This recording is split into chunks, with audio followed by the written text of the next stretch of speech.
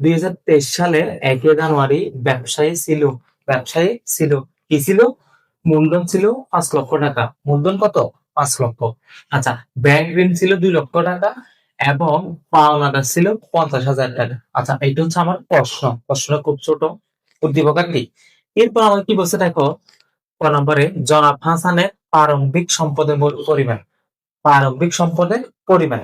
এটা প্রতি বছর থাকে, খুবই সহজ একটা অঙ্ক।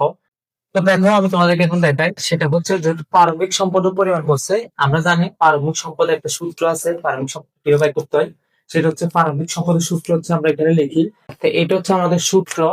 তো এখন তোমাকে একটা কাজ করতে হবে, সেটা হচ্ছে তোমাকে এখান থেকে মানে উদ্দীপক থেকে প্রারম্ভিক মোট সম্পদ কোনটা সম্পদ এবং কোনগুলা দায়, এগুলো তোমাকে চিনতে হবে। অর্থাৎ সম্পদ গুলো একসাথে হবে, দায় গুলো একসাথে হয়ে এরপরে দুটোটা বিয়োগ করে যেটা পাবো, এটা আমাদের প্রারম্ভিক মোট সম্পদ। আচ্ছা, আমরা এখন যাই তাহলে। দেখো এখানে উদ্দীপকটা দেখি, 2001 সালে 1 জানুয়ারি। আচ্ছা, আরেকটা কথা, তোমরা অনেকে প্রারম্ভিক আর সমাপনী বুঝো না। প্রারম্ভিকটা হচ্ছে বছরের শুরুটা, বছরের শুরু, যেটা বছরের শুরুতে আসে বা শুরু হয়, মনে করে যে 1 তারিখ, 1 জানুয়ারি, 2023 সালের 1 জানুয়ারি, তার মানে এটা বছরের শুরুটা। আর সমাপনীটা কিরকম, মনে হয় 2023 সালের 31শে ডিসেম্বর বা মাসের শেষে 31শে জানুয়ারি, এগুলো হচ্ছে কি সমাপনী। তো যেহেতু এখানে আমার প্রারম্ভিক বলছে, তাহলে আমরা বছরের বা মাসের শুরুটা নিব।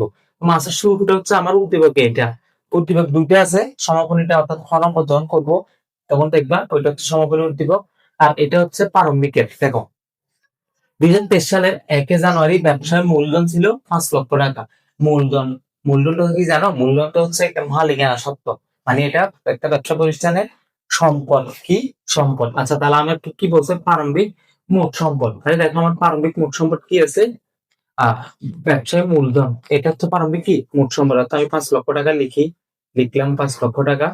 হ্যাঁ, লিখলাম। এরপরে মাইনাস, যেহেতু দেখো আমার সম্পদ আর নাই, এখানে দেখো সম্পদ আর কি নাই, যদি আরো থাকতো এরপরে যোগ দিয়ে লিখতাম, আরো লিখতাম, কিন্তু যেহেতু নাই, তার মানে আমি কি করব? আর লিখবো না। এটা এখানে মনে করো আমি ব্রেকেট ক্লোজ করে দিলাম। এরপরে দেখো আমার কি বলছে? প্রারম্ভিক মোট দায়। আর এই অঙ্কগুলো করার সময় তোমাদেরকে সম্পদ এবং দায় চিনতে হবে।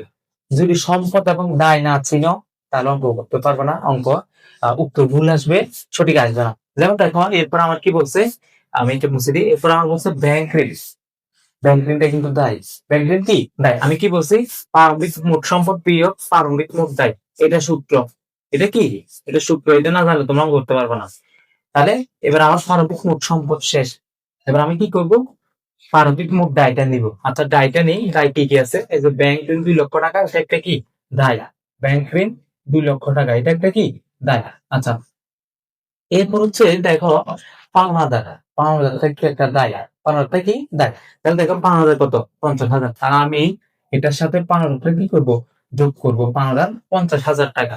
তাহলে দেখো আমার এটা 5 লক্ষ আর এটা দুটোটা যোগ করলাম, যেহেতু পাওনাদার আর নাই, আর যোগ করতে পারতেছি না। যদি থাকতো এটার মতো আরো যোগ করতাম, এবং যদি আমার সম্পদ থাকতো তাহলে এই প্লাস দিয়ে করছি না, এখানে আরো করতাম, যেহেতু নাই আর হবে না।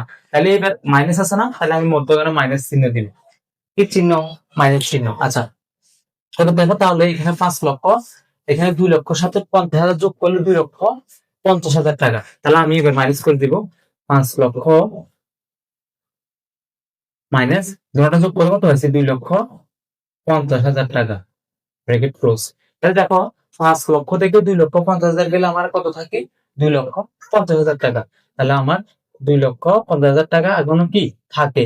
আচ্ছা, 2,50,000 টাকা। তাহলে আমার প্রারম্ভিক সম্পদের পরিমাণ হচ্ছে 2,50,000। তো তোমরা পরের দিন নিচে নিয়ে লিখবে আর কি। সুতরাং প্রারম্ভিক সম্পদের পরিমাণ এটা লিখে দিবা। আশা করি প্রারম্ভিক সম্পদটা কিভাবে বাইর করে বুঝতে পারছো।